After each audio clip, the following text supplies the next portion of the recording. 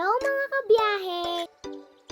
Mula Plaridel, Bulacan, bumiyahe kami papuntang Baguio. Nagsimula ang aming biyahe ng 11 p.m.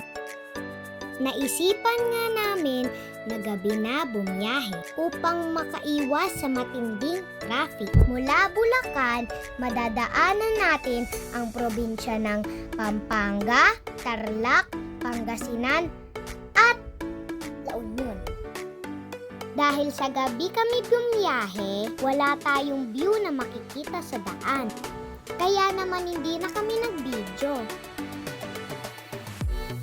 Ito nga ang aming pangalawang stop sa bayan ng Sison sa Pangasinan.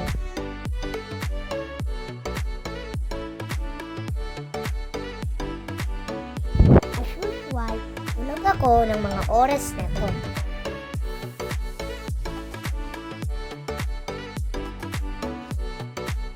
At ipinagpatuloy nga namin ang aming pagbiyahe hanggang madaanan namin ang La Union.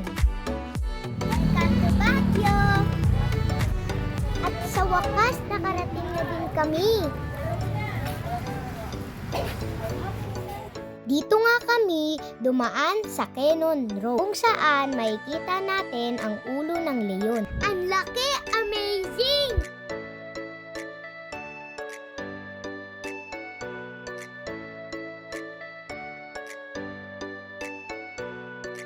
At may CR nga din po pala ditong matatagpuan. Share ko nga lang po pala sa inyo kung gabi o madaling araw po kayo dito pumunta. Madilim po dito, kaya po mag-ingat po kayo sa paghakbang dito. Makikita nyo ito paglagpas ng ulo ng leon.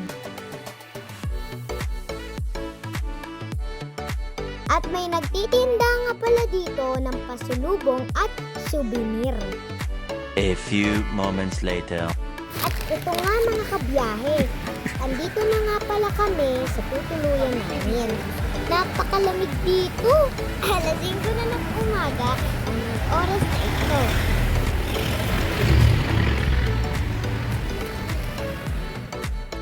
At dito nga kami tumuloy sa bahay ng kapatid ni Tito Timothy.